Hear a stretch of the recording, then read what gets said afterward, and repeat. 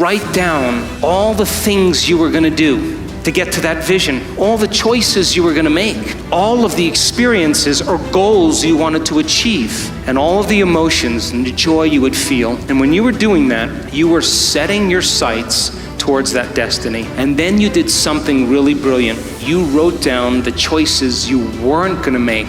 You became aware of the behaviors you weren't going to demonstrate. You began to review certain experiences you wanted to stay away from. And then you looked at the emotions that would bring you to a lower level. And you began to separate the old self from the new self. And when you begin to do that, and you're observing the old self, it means you're no longer the program. Now you're the consciousness observing the program. And that's when you begin to objectify your subjective self. Hey, it's Evan Carmichael, and I make these videos because I need it. I need it for me, because I don't wake up every day and say, yes, let's go conquer the world. No, I wake up and I need that external motivation to match my internal motivation. When I see somebody who's doing amazing things, it makes me just want to play a bigger game. And so I hope that today's video makes you want to play a bigger game too, because your message matters, and let's get it out to the world. So today, let's learn how to write things down so the universe can bring it to us with Dr. Joe Dispenza. Enjoy. Let's say you've had some pretty rough experiences in your past. And those experiences cause you to feel sad and unworthy and guilty and judgmental. And you've gotten so used to feeling guilty and unworthy and judgmental that's just feels normal to you. And then because you feel kind of victimized, then you blame people and you complain and you make excuses and you feel sorry for yourself, and that's your personality. And all of a sudden you say, today, I'm not going to do that any longer, because that's the old self. And then you start off your day and it goes really well for about 2 hours. And then all of a sudden, the moment you realize that you're no longer making the same choices as the day before, you are going to feel uncomfortable. It's going to feel unfamiliar. It's going to be uncertain. There's going to be some unpredictability. And we now know that people would rather hold on to their guilt and unworthiness than to step into the unknown, because at least they can feel something. And so the moment you stop making the same choices that you always make, get ready, because it's going to be uncomfortable. And that's the moment you're heading towards the new self. And we call it stepping into the river of change. Rule number 2 is create more balance. I want you to know that you have within your reach all the machinery to begin to connect to this field of intelligence that we have access to, called the unified field. You'll learn how to organize your autonomic nervous system and create more wholeness and balance in your body. You'll be able to understand what it means to get beyond yourself and ultimately create a new future. So think about this. If you spend the majority of your day focusing on matter, focusing on everything in this three-dimensional world that's made of material things, it begs the question, how much of your time and your attention do you put on that unified field, that invisible field of information that exists beyond space and time? And just like when you're unaware of your nose, it doesn't exist, and the moment you become aware of it, it exists. The quantum field is exactly the same way. If you put very little attention on it in your waking day, then it doesn't exist for you. But the moment you begin to become aware of it, the moment you begin to pay attention to it, the moment you begin to stay present with it and to experience it moment after moment, and if where you place your attention, as you learned, is where you place your energy, and where you place your attention causes things to expand, the moment you begin to experience it, not with your senses, you experience this three-dimensional reality with your senses, but you experience it with your consciousness and with your awareness. The moment you become pure consciousness is the moment you make contact with that unified field. And so we now know the techniques and the tools to get people beyond themselves. And in fact, we know that after thousands and thousands and thousands of brain scans, that you're at your absolute best when you get beyond yourself. When you take your attention off your body, when you take your attention off your identity that's connected to people in your life, the things you own, objects you own, places you have to go, and time itself. The moment you become nobody, no one, no thing, no where, and no time, that is the moment you become pure consciousness. And that's the moment you begin to connect to that field of possibilities called the unified field or the quantum field. And that field is a visible field of information that exists beyond this space and time. And independent of the color of your skin, your gender, your diet, your sexual preference, independent of your profession, your class, independent of all those things that create separation, that every human being has access to it. And this course is about not waiting for crisis to begin to create the life you want, but in fact becoming inspired that you are the creator of your life and using the tools and principles to be able to do it. As an example, we had a student who wanted to prove to herself that she could become an abundant person. And I want to remind you, it's not about the wealth that she was interested in, it was who she was becoming in the process.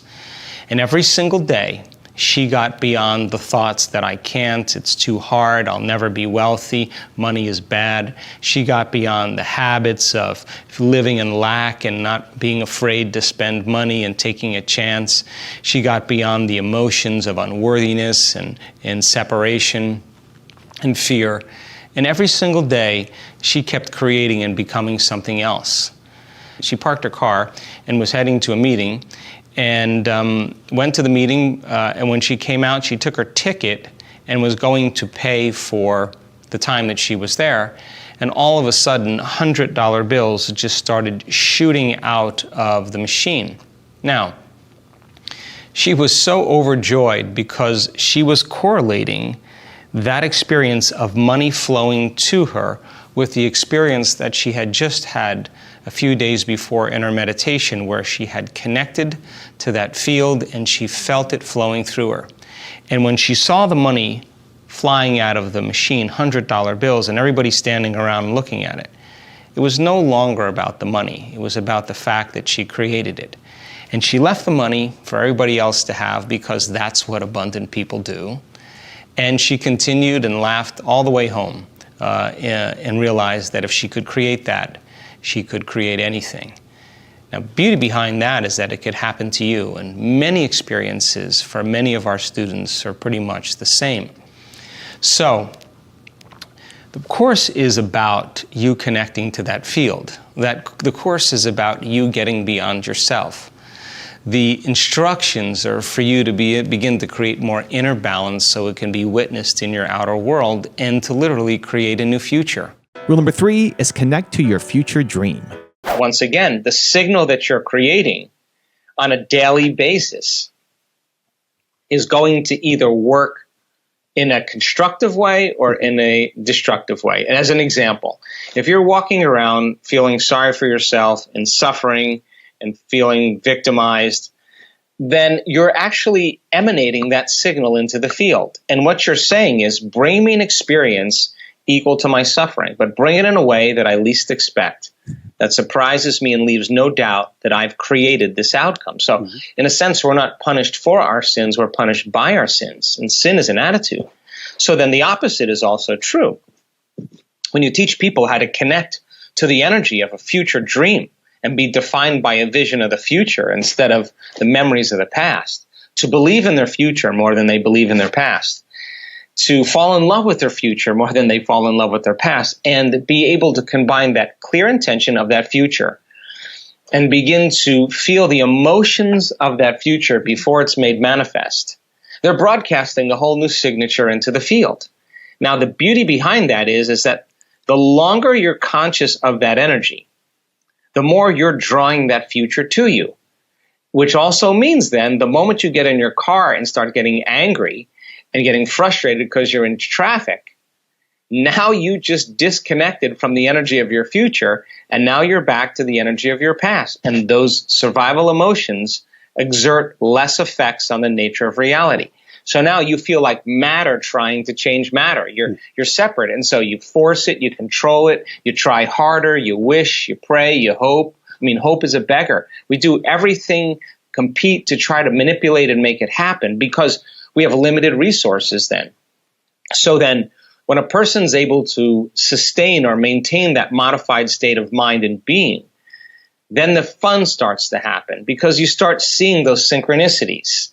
You start seeing those coincidences, those opportunities, those unknowns, those things start falling out of nowhere because you are connected to that field of information. And not only are you connected to it, but you're also beginning to influence it. So then more and more people are creating now, and less people are experiencing the state of being called being a victim. So then if you're a victim, then you would say, I was angry because of traffic. Well, then I would say to you, well, you mean your outer world was controlling how you think and feel. Some circumstance, some person, something in your outer world is actually controlling your feelings and thoughts. That means you're a victim to those circumstances. But when you change the way you think and feel, and it starts to produce effects in your outer world, now you start to realize you're the creator of your life. And the moment you start seeing feedback in your life, you're going to pay attention to what you did and you're going to do it again. And now you're going to believe now you're more of the creator of your life and less of the victim of your life.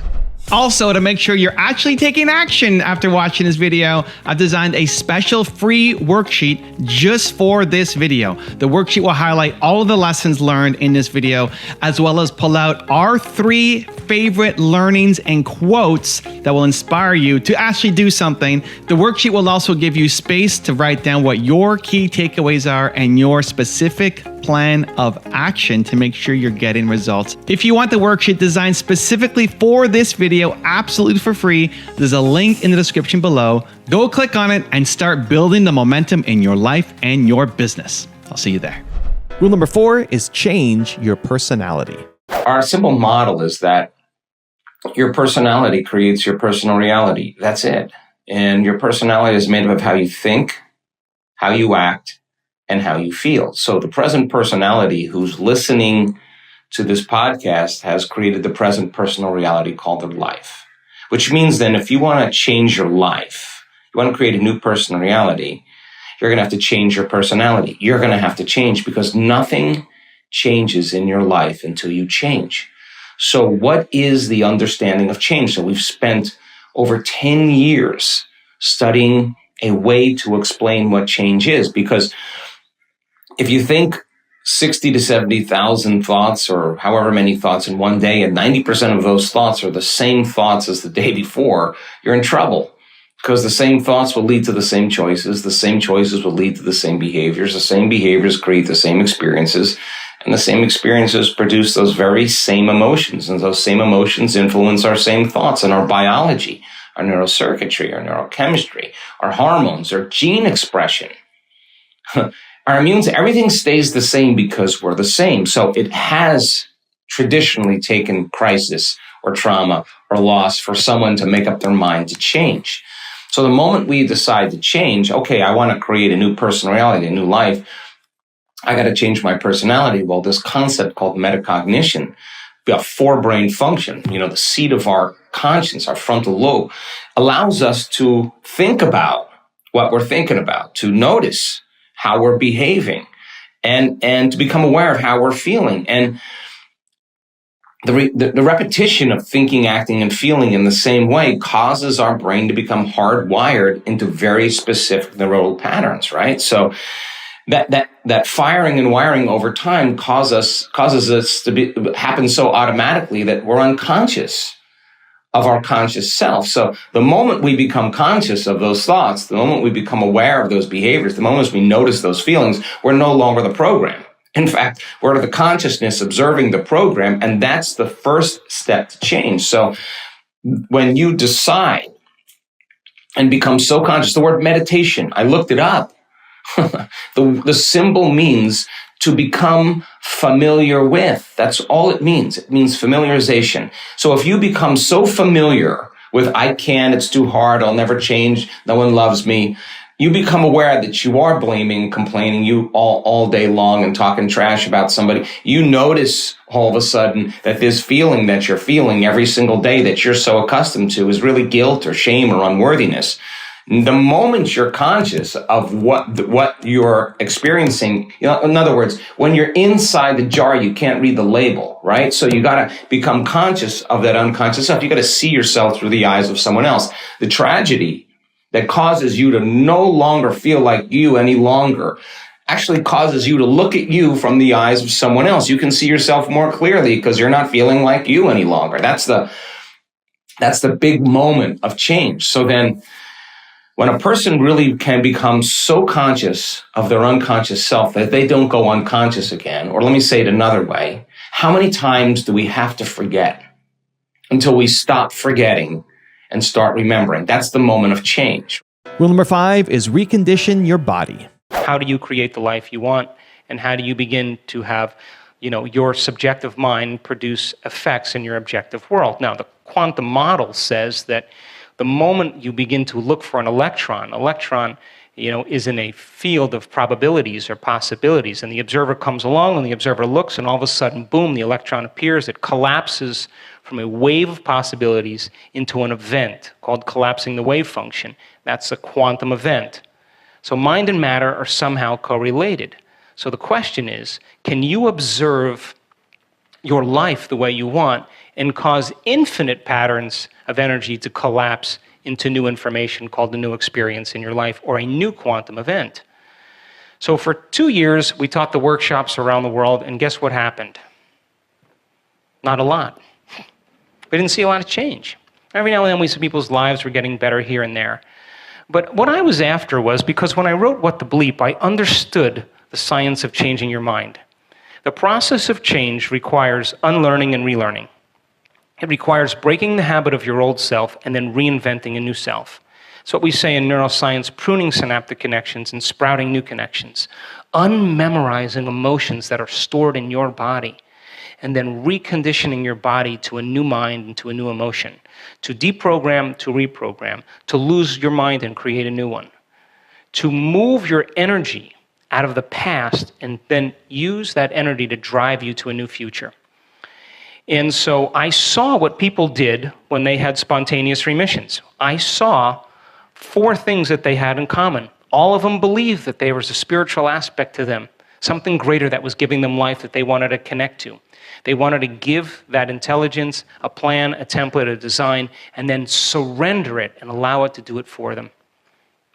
And so I began to realize that many, many people in the world were beginning to embrace this concept of quantum physics and spirituality. The second thing they had in common is they all understood it was their mismanagement of their life that created their disease. It was their 20 years of hatred, their 30 years of bitterness, their 10 years of guilt, their 45 years of anger, and those emotions they had memorized, and those emotions were driving certain thoughts, and those thoughts were reaffirming certain emotions, and how you think and how you feel creates a state of being. Thoughts are the language of the brain, feelings are the language of the body, and how you think and how you feel creates a state of being. But the redundancy of that cycle of thinking and feeling over time conditions your body to memorize that emotional state as well as the conscious mind. And the moment the body knows better than the mind, that's called a habit. A habit is when your body is your mind. And 95% of who we are by the time we're 35 years old, this is science, it's a set of memorized behaviors, emotional reactions, beliefs, and perceptions that function like an unconscious, subconscious, automatic program.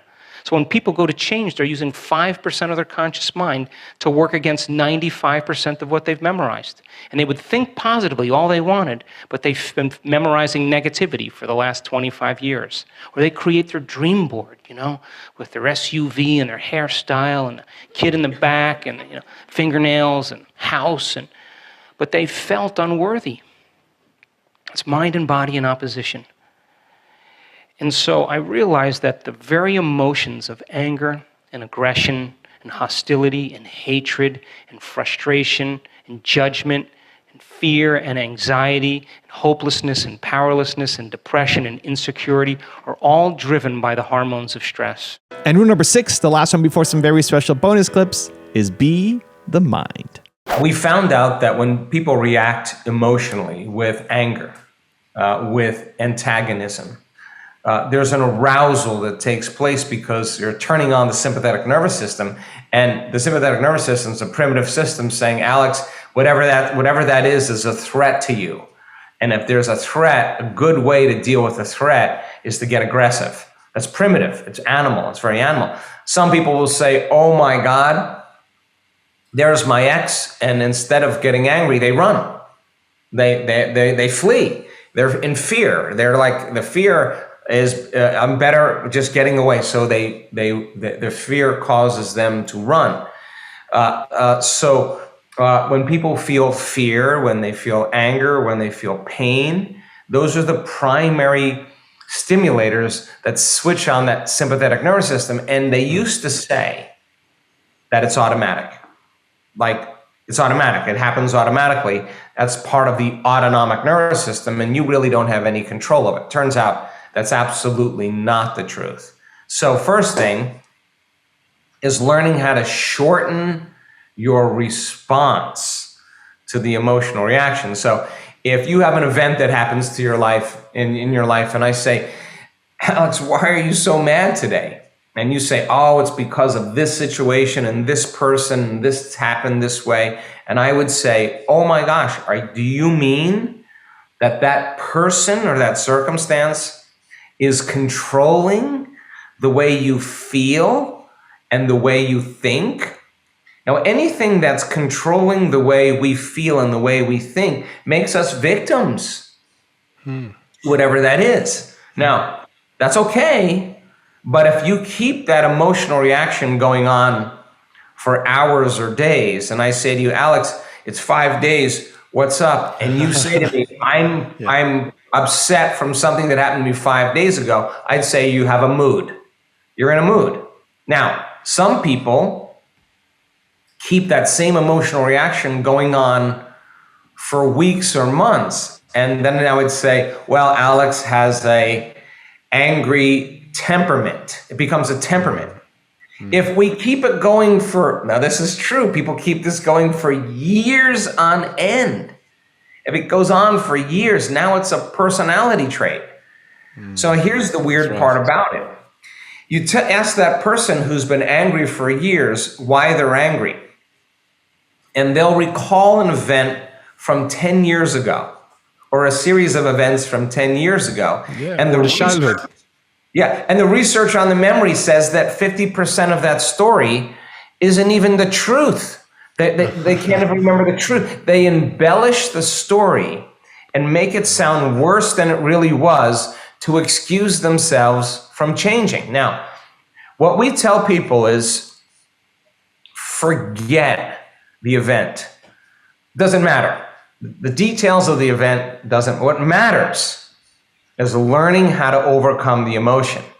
So when you're sitting in a meditation and all of a sudden out of nowhere, your body starts getting aroused and it starts getting frustrated and it starts getting angry. And people say, I'm doing my meditation wrong. You know what I say to them? No. You're doing it right, because that has to come up. So when the anger and the frustration comes up and a person's in a meditation, they have one of two choices: to quit, which is what they've always done.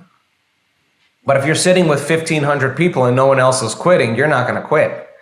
And if I teach you how to lower the volume to that emotion, and I teach you a way to change that, every time you settle the body back down into the present moment and lower the volume to that anger, that's a victory, because you're telling the body it's no longer the mind, that you're the mind. Now, it'll go, well, what about this circumstance? And what about that? And it'll get aroused again. And then you notice it, and instead of turning on the TV or getting on your cell phone or getting on the social media, you lower the volume again. Now, this is the work. It turns out every time you do that victory, you're telling the body that it's no longer the mind, that you're the mind, and then all of a sudden it wants to get up and go. It's busy, it's got things to do, and you become aware that it wants to do that, and you bring it back to the present moment. You're executing a will that's greater than the program. Now, it turns out if you do this enough times, sooner or later, the body surrenders. Sooner or later, the body acquiesces. It says, I'm no longer the mind. Alex is the mind. And when that occurs, there's a liberation of energy. That anger, that frustration literally turns into energy. It's released into the field as information. Now, you return back into your life and you see the same person or the same circumstance, your response to them is going to be much less. Why? Because you took care of it within you. You're not trying to fix it out there. It's just that your response is different. So now, if you're no longer responding to the environment and your response to the environment isn't weakening the organism because stress depletes energy, then you're less susceptible to the environment. And we found out that when people do this, their immune system gets so robust that you can take viruses like SARS-CoV-2 virus and subject that virus to the plasma of advanced meditators, and there's a resistance to the virus. The virus doesn't enter the cell. Why? Because there's energy to be able to combat it. So it's because the person is not reacting. So then shortening your response to that condition is a victory, and it takes practice. And so then how many times do we have to forget and go unconscious and be angry till we decide to no longer forget and keep remembering and stay conscious? That's change right there. So we use meditation as a model to remind ourselves who we're going to be when we open our eyes, and to remind ourselves who we're no longer going to be when we open our eyes, and stay so conscious of it that we don't go unconscious in our waking day. And if we do it properly, then there's feedback in our life that shows us that you've changed. And remember, nothing changes in your life until you change. And I hear this from so many people. Gabby, I'm doing it all. I'm meditating, I'm praying, I'm setting intentions, creating vision boards, but I'm not manifesting. One reason you're not manifesting is because you don't believe in what you're trying to manifest. When you believe it, you'll receive it. But if you don't believe it, then you're just trying, pushing, controlling, trying to make something happen that isn't fully ingrained in your presence, in your being, in your energy. And so you have to do your part to get into the belief system of knowing that this is indeed something you are worthy of. So how do you get into that grounded belief system? Create a vision statement, a statement that claims that your desire is on the way, that you are worthy of what it is that you desire. Ground yourself in that statement, focus on it. And instead of focusing on the outcome, focus on the feeling of what it is to believe and know that you are worthy of your desire. If you're wanting to attract a romantic partner into your life, a vision statement could sound like, I believe I'm worthy of the love that I desire. Or I believe that I am ready to receive that romantic relationship in the perfect time and order. Say that vision statement daily for at least 40 days. Get yourself grounded in the belief. You have to believe it to receive it. The next reason you're not manifesting is because you're trying too hard. I'm sorry to say it, but it's true. The more you push, the more you control, the more you try, the more you affirm, the more you vision board, the less you receive.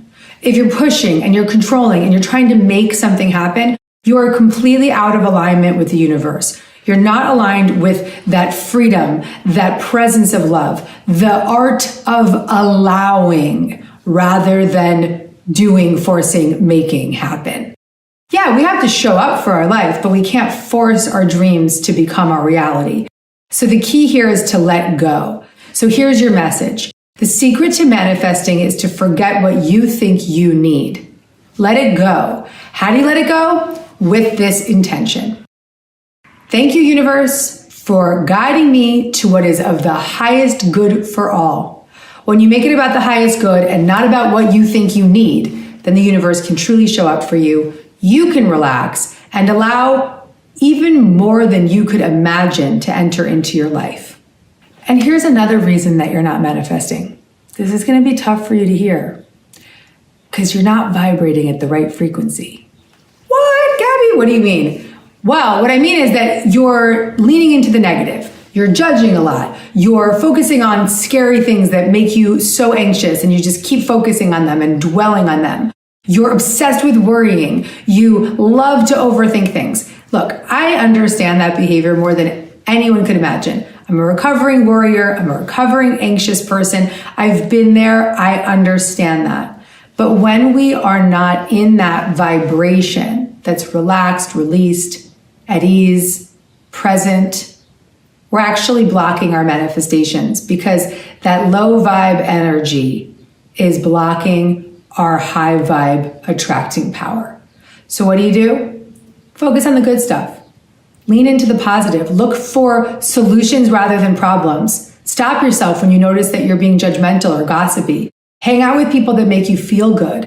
Do things that make you feel good. Lean towards joy, and you will be led. When you dwell in that energy of joy, the universe will deliver. So if you're not attracting what you desire, just relax. It's all good. Focus on these methods. Notice when you're out of alignment and come back to this video, practice one of these methods, use these tools, ground yourself back into alignment, believe it to receive it, feel good, and it will come to you naturally. We have the power within us to attract what we desire when we allow our internal condition to reflect what we want to attract on the outside. So make that your highest priority. See this line? That's called the terror barrier. Yeah, jumping at you, isn't it? And on the other side of the terror barrier is something we call freedom. And you know, very few people get through that terror barrier. It's rather sad. Freedom is available to everyone. There isn't anyone that cannot live the way they want to live. See? Why don't they? Why don't they? They don't know. And they don't even know they don't know. Now I'm going to show you why people experience buyer's remorse when they buy something they really want, and then they back away, or they go to move and they don't. They go to change jobs and they don't. They go to move to another city and they don't. Why? Fear causes them to stay where they are. There's the individual. The X represents the unknown factor, the paradigm. Now, there's a power flowing into this individual's mind, and they can make anything out of it they want. Remember we said we had the ability to choose? What do they choose? They choose thoughts that are in harmony with the paradigm. Now, here's an important point. The paradigm controls the vibration of this thing we call our body. Our body is a molecular instrument. That's really what it is. It's a mass of molecules and a very high speed of vibration. The vibration that the body's in on a conscious level, we call feeling. When a person says they feel this way or they feel that way, what they're really doing is describing the vibration they're in. Now, they choose thoughts that harmonize with the vibration they're in, so they feel comfortable. They may not like the results, but they're comfortable. Now let's move ahead. Let's take a look here. Those people are getting X-type results and they don't like it. Do you know what the problem with them? They're in bondage. These people are locked up.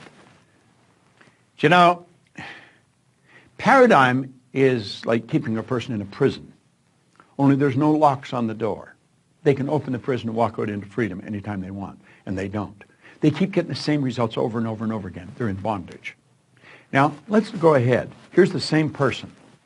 X-type conditioning, X-type vibration. The power's flowing into them.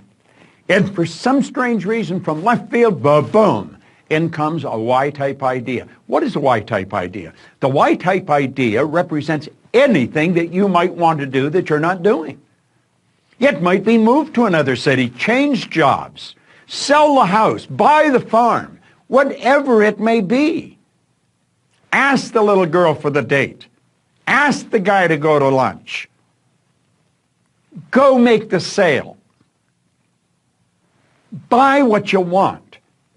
Go where you want to go. That's the Y idea. But as long as the Y idea is just in the conscious mind, it's just going to be an intellectual exercise. It's never going to happen. So how do we make it happen? Well, that's when everything goes haywire. Here we are here, same person. Okay? The power flows in. And what do? They got the Y-type idea. Now, for some strange reason, they know that they've got to get emotionally involved if they're going to act on that idea. They don't understand what's going to happen, but clearly understand this. Your central nervous system is the most complex electrical system in the universe. The central nervous system is mind-boggling. It would make the electrical system in a supercomputer look like a toy. Now, the second you take the idea from your intellect and impress it upon the subjective mind, that's when all hell breaks loose. Because the body moves in to an XY vibration. It's not in the X vibration, not the one that we're comfortable with. May not like the results, but we're comfortable. No, on a conscious level, everything's going crazy. On a conscious level, we experience doubt. The doubt turns into an emotion called fear, and that fear is expressed through the body as anxiety. See, that person is getting emotionally involved to move ahead. Do you know what happens? They hit that terror barrier and they bounce off it and right back into bondage. And they're so relieved to get back there. They're back where they're comfortable. They've canceled the sale. They've decided not to move. They're going to stay in the job that they don't like. At least they're comfortable. Now, that's not a very good way to live. And you know something? That's something everybody experiences if they're going to grow. You're going to hit that terror barrier. See, the terror barrier is going beyond where you're at, going to a new level. I'm going to tell you something. When I set a goal, if it doesn't scare and excite me at the same time, I know I'm going in the wrong direction. Now, I also understand that my paradigm is going to try and get me to bounce back to where I was. It doesn't want me to move ahead. I don't want to live there. I lived there for the first 26 years of my life. And for the last 50, I've had a phenomenal life. And it just keeps getting better. And I want you to do the same thing. Understand what I've just said. I'm going to back this up. They got emotionally involved in the Y idea. That moved their body into a different vibration. On a conscious level, they're experiencing some crazy stuff. They start to doubt their ability, they'll never be able to pay for it. They experience fear. The fear expresses itself as anxiety. And bang, you bounce off that terror barrier and you're right back. Oh, I might not be earning much here, but I know what it is. I would love to move there, but I'm comfortable here. I think I'll just stay here. These people are acting like they have a contract to live forever. And they don't. Do you know what to do? Say, I'm going to get rid of all that. I understand it's there, but I don't want any part of it. And I'm going to go crashing right through that terror barrier. Now, does that get rid of the X energy? No. The X energy is still there, you see. But at least you're over into freedom. You made the move. You did it. And if you continue to feed the right information into your mind, keep feeding that Y idea. Keep getting emotionally involved in the Y idea. You're there. You're on the road. Keep doing that. You're going to find that the paradigm is going to change and it'll just all go away. And you know where you're living? In freedom. You're living where you want to live. Buyer's remorse is when you cancel the sale. Buyer's remorse is when you stop just before you buy what you really want. Before you go for the thing that's going to change your life and you know it. It's not moving to the other city. It's not starting the business of your dreams. It's not stepping out and betting on yourself. That's a terror barrier that's causing that. And if you don't learn to go through the terror barrier, I'm going to tell you something. You're going to stay right where you are for the rest of your days. That's not a good place to be. What did Joseph Campbell say? So true. The cave you fear to enter holds the treasure you seek. What you believe about yourself is the only thing that matters. At the end of the day, no matter how much outside affirmations you get or other people telling you that you're amazing, if you don't believe in your heart that you are amazing, none of that will last. Like, have you ever gone to an event or you ever made a video or created something or you're hanging out with a friend and they tell you how amazing you are? And that feels good, right? Like the external affirmations and validation feels great, but then it fades. But that stuff doesn't last. You don't have somebody being a cheerleader for you every day, showing up in your bedroom saying, hooray, go do this, you're amazing, right? We don't have that. You have to be that for yourself. If you're constantly only getting your value as a human being from other people when they tell you that you're amazing, you're never going to love your life. You're never going to love yourself. It has to come from you. It has to come from you telling yourself and you believing that you are amazing. Well, okay, so that's a lot of words. How do you actually go off and do it? So I think for me, this is why I believe that lack of belief is the world's number one problem. You know, I can go and meet somebody and fill them full of belief for a moment, but if they still don't believe in themselves and they're going home back to a life that they had before because they don't believe in themselves enough. And so you have to design habits and routines and systems and schedules to slowly shift your belief in yourself forward every single day. And a good chunk of that is what you say about yourself. When you look at yourself in the mirror, what do you say? When you think about yourself, what do you say? A lot of the stuff that we say about ourselves, we wouldn't say to our worst enemies. It's rough. I actually think it's great to be your own worst critic. I think it's great. Honestly, I think for a lot of people, we're not hard enough on ourselves. Let me stick with me for a minute. We're not hard enough on ourselves because in order to get to where you want to go, you actually need to push yourself more. The problem is why we can't do it is we don't love ourselves enough. We're not our biggest cheerleader enough. You have to balance those two things. We are very hard on ourselves, but because there's no self-love, we're not cheering ourselves on enough. We're not our biggest cheerleader. You can't handle it. Most people are already at the breaking point, you know, like I'm sitting here in a parking lot, these, you know, those, I guess it's kind of blurry. You can't really see them, but people hate their lives. They're barely hanging on. Most people are barely hanging on. We're barely hanging on to what we're doing. We can post all these great things on Instagram or wherever and make it look like we're enjoying our life, but most people are barely hanging on. The people who are judging you for your life and telling you that you suck hate their own lives. They are barely hanging on. So how do we get through it? Well, yes, we can be harder on ourselves, but we need to balance that with more self-love. You have to remind yourself of why you're great, what you're proud of, what you're grateful for. And it has to be consistent.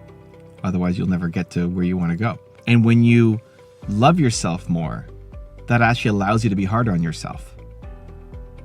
When you love yourself more and you actually feel it, you can push yourself harder. You can be more demanding of yourself because it's not going to push you over the edge because you're not tying your self-worth to you accomplishing that thing. And when you don't accomplish it, you feel like a loser.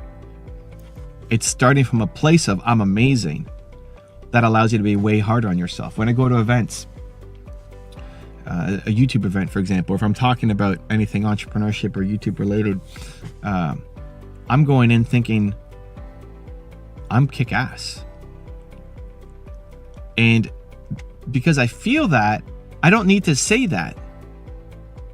Like a lot of times we feel like we need to say that because it's masking an insecurity, right? It's like those people who, we've seen those memes where when people make a little bit of money, they've got all these chains and everything, but then the people who are ultra rich, who have all the money, you look even Jay-Z, like early Jay-Z, you know, he's got all his chains and everything, and now he's like, doesn't care, you know, he's just walking around in a t-shirt and some jeans because he doesn't need to front, because he's just so self-confident now that it doesn't matter. Now it's actually expression instead of masking an insecurity. Most of us are just masking insecurities instead of actually being self-confident. And so when I'm going to an event, if I'm talking about YouTube, I'm walking in feeling amazing, and I don't need to walk around and say, hey, look at me. And it's actually the opposite. I can go up and say, hey, where do I suck? It's my favorite question to ask. Why do I suck? Where do I suck? Can you point it out? If I can find one person to tell me where I suck at something, how my videos suck, my thumbnails suck, I don't believe that they suck, right? I think they're amazing. But because I think they're so amazing, it allows me to go a lot harder on myself. And so people will give their honest opinion and say, hey, here's how I think it could be better. And so I think we need to do that more in our lives. We need to cheer ourselves up more. We need to cheer ourselves on more. So how do we do it? Let me share some practical tips for you to execute. Number 1, music in the morning. Every morning, one of the most important things that I do is I put music on. And it's music that makes me move, makes me dance, there's some songs that if they came on, you would have to move, right? It doesn't mean that you're up and like dancing through the whole house, going crazy in your underwear first thing in the morning, but something that even if it's just making your head bob, there are songs that if they came on would make your head bob. And you'd probably be singing, maybe not out loud, but singing under your breath, humming a tune along. And be intentional with the lyrics. Because if we're singing out lyrics that are negative, that has a lasting impact. But if you're singing out lyrics that are positive, that also has a lasting impact. So be intentional with music that you put on every day. First, start your day with music. It's the fastest way to change your state, to go from feeling low and tired and just what day is it? What am I doing? I wake up every day like, what day is it? What am I doing today? Yeah, but I demand excellence, and that starts with music, because I don't want to spend a lot of time trying to get into the right state of mind. I can command it whenever I want just by putting on the right song. So be intentional with your music and the lyrics being positive. 2, connect to the work that you're doing and how meaningful it is. So the next thing I'll do is I'll take the dogs out, and then I'll go for what I call a believe walk. And this is probably the most important part of my morning routine, is I go for a believe walk. And it's a minimum of 20 minutes and it's a maximum of an hour. And I'll go for a walk by myself with 20 pounds on my back. I'll go rucking. I'll walk to Tim Hortons usually, get a coffee. This costs $2, 2 something. So if I only had, what's the best money I spend every year? Well, it's the $700 of going on my believe walk and getting the coffee every morning. And I'm thinking about what's my intention for the day. And I'm thinking about what I want to accomplish today and the lives that I want to serve and the people I want to help and what I'm about to do today. And it's a mini celebration where most of the time we wake up like an accident, right? You wake up, you're probably late for something, you immediately look at your phone. What's on your phone? It's other people's demands for your time, other people's emergencies of what they think you should do with your schedule today, right? That's what's in your phone. All the DMs and the emails and the texts and the missed calls and it's all other people's agenda for your time. That is not an intentional life. We wake up like an accident and start falling into what other people want us to do today. That's not what you need to do, and you need to protect your time. So the morning, having a believe walk for me, if you want to go on your own, whether it's 20 minutes or an hour, that's really just a feel thing too. I don't book anything until 10:30 at the earliest in my calendar. Most of my meetings would be 11. First meeting would be 11. Movement Makers and Brandlytics, I'll start at 10:30. And before that, there's nothing officially planned or scheduled, so that it gives my morning free to do whatever I want to do. And so if I want to go for an hour-long believe walk instead of 20 minutes, I can do that because I'm thinking, because I'm brainstorming, because I'm going through an idea. I treat that as walking meditation. If you like to meditate. I mean, it's the same thing. I just find meditation doesn't really help me that much. I like something a little more active, so I go for my believe walks. Do those 2 things. Put on a playlist, put on music every morning with lyrics that inspire you, and then go for a believe walk. 20 minutes to think about what you want to do today, what you want to accomplish, how you want to spend your time, where you want to be intentional, so you can start living the life that you want to live. Because the only thing that matters is how you feel about yourself. Are you proud of you today? Are you happy with what you've done today? Are you joyful in how you showed up for you today? And yes, we ultimately want to serve and help others, but the only thing that matters is how you feel about yourself. So we can stop relying on external validation and somebody else's words of affirmation for us to feel worthy, and flip it to say, I am worthy. I am amazing. I can do great things. And when you can shift into that energy, you will do great things. Could you speak about the neurophysiology of forgiveness? Sure.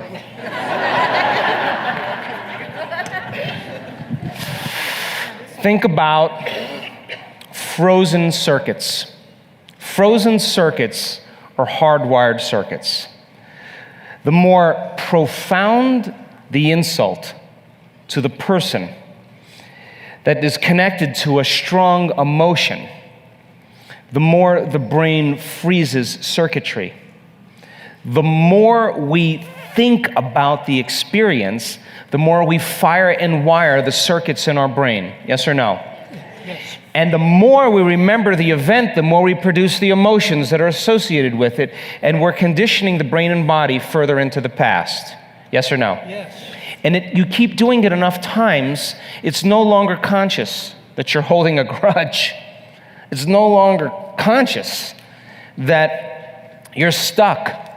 It's now you're seeing everybody through the lens of that experience, and everybody's a betrayer. Everybody can't be trusted. Everybody is that same person. You're overlaying the memory of your experience into reality. You're not seeing it the way it is. You're seeing that person wearing the mask of the last person. That's the lens that we're perceiving reality. Are you with me still? And so then anything in your life that becomes remotely close to it based on your limited perception triggers the emotion in the network, and you're back in your past and you're acting like you were when it happened.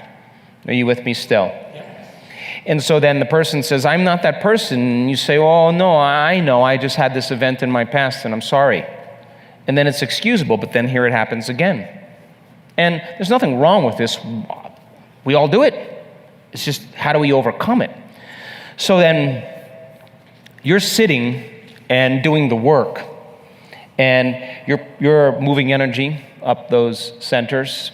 You're releasing the life force into your brain.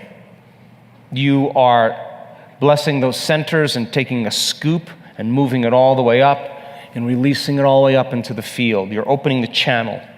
You're unfolding as nobody, no one, no thing, nowhere, and no time, and the identity and the personality is gone. Energy's going to move. It's got to. It's going to follow the path. You're opening your heart. Once it gets to your heart, it's going to make its way all the way up. And when you feel love and compassion, when you feel true kindness and care, it's hard to hold a grudge. Are you with me still? Yes. So then from a quantum physics point of view, you have that person always in the back of your mind, right? You have the event and the memory rolling around back there because the very thing that you don't want to have happen, you're already preparing for emotionally. Are you with me still? Yeah. So then from a quantum perspective, you are actually, as a creator of reality, holding yourself hostage because of that person. And you are holding them hostage because of that experience. And you have an energetic bond that's connecting you to them. And you're sharing the same energy. And so then you're using each other to reaffirm whatever that energetic agreement is. Are you with me still? So then when you forgive someone, it's because there's been a strong change in your emotional state. Because the emotion is what's keeping you energetically bound to them or to more than one person. And so then once you start lowering the volume to that emotion and the body starts liberating energy, and you're calling your energy back to you, because the lower the volume of the emotion, the less you're going to pay attention to that person, there comes a moment where there's a snap, there's a release. The energy is broken. And once it's broken now, all of a sudden, you free yourself. And you free them. And this has happened to me in my life. That people show up 10 years later, completely changed and so humble and so asking for forgiveness just because they had transformed, and I let them go. So then forgiveness from a quantum perspective and a neurophysiological perspective is just taking your attention off them. That's all it is. And when you start getting happy with yourself and you start feeling those elevated emotions because you're striving for that, you wouldn't trade this for the grudge you were holding because this feels too good. Are you with me still? Now, once that heart opens up and you start having energy in the center and it's releasing 1,300 to 1,400 different chemicals that begin to restore and regenerate the body, the body start getting a lift of energy. Once it makes its here, now you're going to see that track sending in energy to the brain. The heart acts as an amplifier to boost the brain. Are you with me still? Yep. So then once the energy starts making its way into the brain, once the heart starts to open, we've measured this with our students. They have oxytocin levels rise. Once you start feeling oxytocin, when you feel more love, then you feel the grudge. So then you think, why would I want to give this up for that person? That's called forgiveness. You don't have to try to do it. It just is a side effect of your personal transformation. And oxytocin then, when it's released, rushes right into the amygdala, the survival center of the brain, and the research is outstanding. And the first thing it does is it fits in the same receptor sites as fear, and it lowers the volume to fear and anxiety. It shuts the lights out for aggression and anger and hostility, and it cools the circuits off for suffering and pain, and the only thing you can feel is a love for life.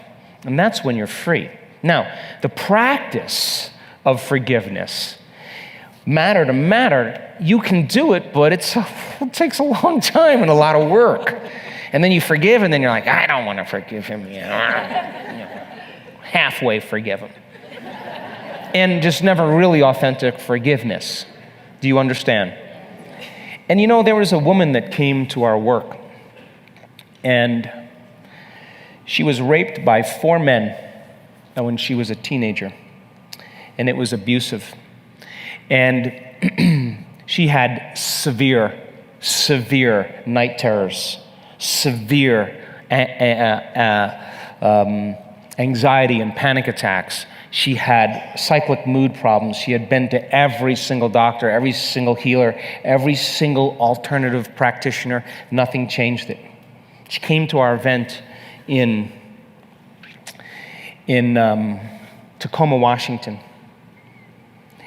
And she hit that point where she became everybody, everyone, everything, everywhere, every time, every place. She became the oneness. And that frequency had a message for her, and it said, and she was in incredible bliss when this happened. I sent 4 angels disguised as rapists for this moment. And that was the end of her terrors. That was the end of her night. She couldn't have a relationship. She could not live with anybody. She was isolated. One moment, the divine stepped in and gave her the signal. That was carrying a very specific message, and she got the download, not just the thought. She got the energy move right through her body, and she saw the whole thing. And that moment is what she was waiting for. That's what the soul was waiting for. Now she's healed, she's healthy, she's happy, and she's on with a new life. She's born again. My mother would love this.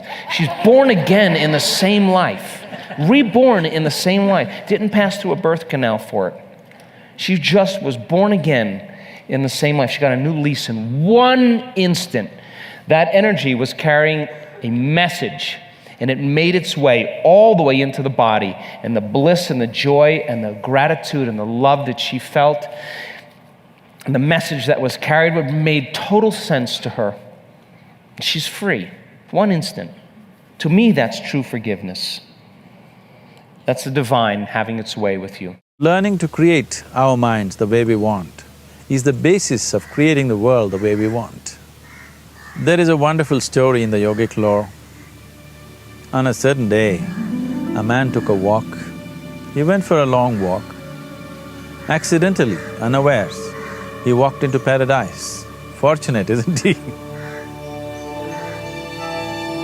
He just took a walk and he landed up in paradise.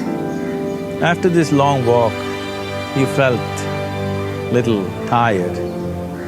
So he thought, oh, I'm tired, I wish I could rest somewhere.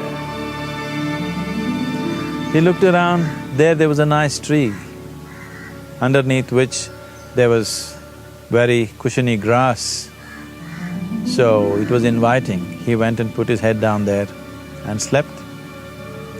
After a few hours, he woke up, well-rested, and he thought, oh, I'm well-rested, but I'm feeling hungry. I wish I had something to eat. And he thought about all the nice things that he ever wanted to eat in his life. And instantly, all those things appeared in front of him. You need to understand, the service is like that. Hungry people don't ask questions. Food came and he ate. Stomach became full. Then he thought, oh, my stomach is full, I wish I had something to drink. All the nice things that he ever wanted to drink, he thought about it and all of them just appeared in front of him. Drinking people also don't ask questions, so he drank. Now with a little bit of alcohol in him, you know Charles Darwin told you, all of you are monkeys, your tail fell away. Not me, Charles Darwin told you that you were all monkeys and your tail fell away and then you became human. Yes, definitely the tail fell away. But the monkey, in yoga, we always refer to an unestablished mind as markata, which means a monkey. Why we are referring to the mind as a monkey is, what are the qualities of a monkey? One thing about a monkey is, it's unnecessary movement. And another thing about the monkey is, if I say you're monkeying somebody, what does it mean? Imitation. Monkey and imitation have become synonymous. So these two essential qualities of a monkey are very much the qualities of an unestablished mind. Unnecessary movement, you don't have to learn it from the monkey, you can teach it to the monkey. And imitation is full-time job of the mind. So when these two qualities are on, a mind is referred to as a monkey. So this monkey became active within him. He just looked around, thought, what the hell is happening here? I asked for food, food came. I asked for drink, drink came. There must be ghosts around here, and ghosts came. Oh, the ghosts have come, they're going to surround me and torture me, he thought. Immediately the ghosts surrounded him and started torturing him. Then he started screaming in pain and said, oh, they're going to kill me, and he died. Just now he said he's a fortunate being. The problem is he was sitting under a kalpavriksha or a wishing tree. He asked for food, food came, he asked for drink, drink came, he asked for ghost, ghost came, he asked for torture, torture came, he asked for death, death happened. Now don't go looking for these kalpavrukshas in the forest. You can barely find a tree these days. A well-established mind, a mind which is in a state of samyukti, is referred to as a kalpavriksha.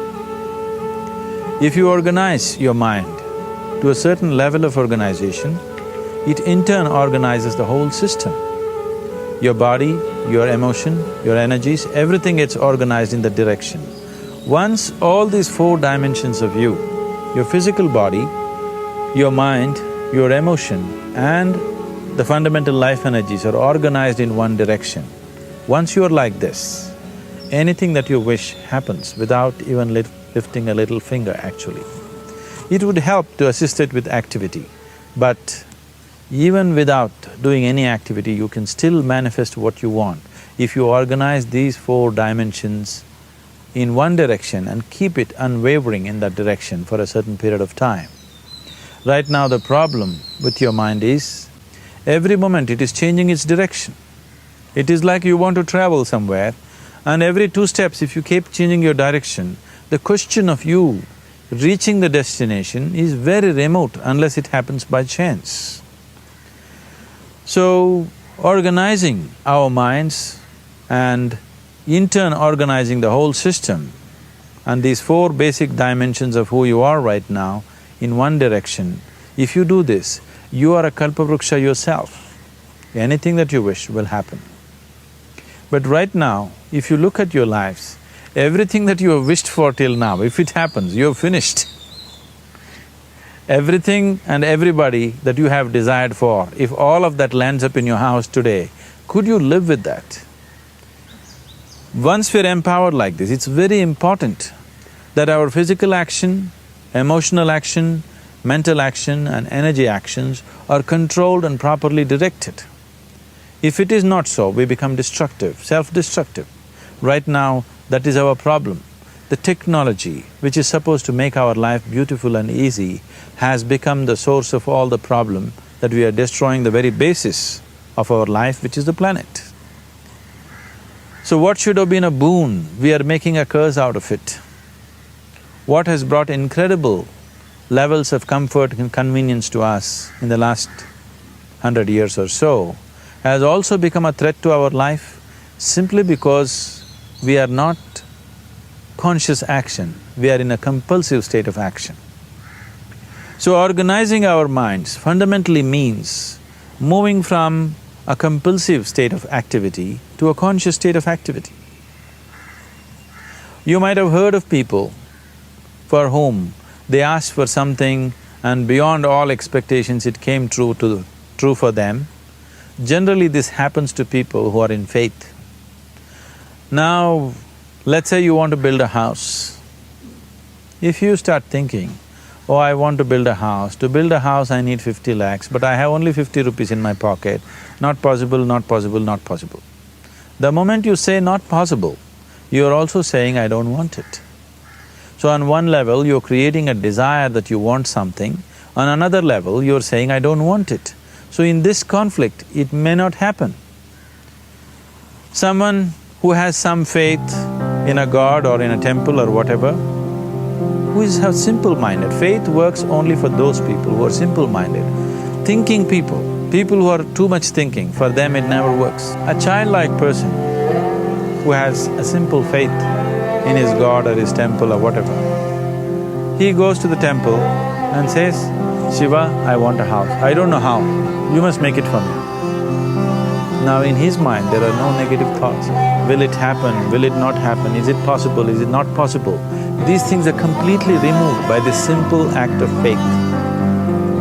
Now he believes Shiva will do it for him and it will happen. So is Shiva going to come and build your house? No, I want you to understand, God will not lift his little finger for you. What you refer to as God is the source of creation. As a creator, he has done a phenomenal job, there's no question about it. Could you think of a better creation than this? Is it in anybody's imagination to think anything better than what is there right now? So as a creator, he has done his job wonderfully well. But if you want life to happen the way you want it, because right now, the very crux of your happiness and your well-being is this. If at all if you're unhappy, the only and only reason why you're unhappy is life is not happening the way you think it should happen. That's all it is. So if life is not happening the way you think it should happen, you're unhappy. If life happens the way you think it should happen, you are happy. It's as simple as that. So if life has to happen the way you think it should happen, first of all, how you think, with how much focus you think, how much stability is there in your thought, and how much reverberance is there in the thought process will determine whether your thought will become a reality or is it just an empty thought. Or how you do not create any impediments for your thought by creating negative thought process. This possible, is something possible or not possible, is destroying humanity. What is possible and not possible is not your business, it's nature's business. Your business is just to strive for what you want.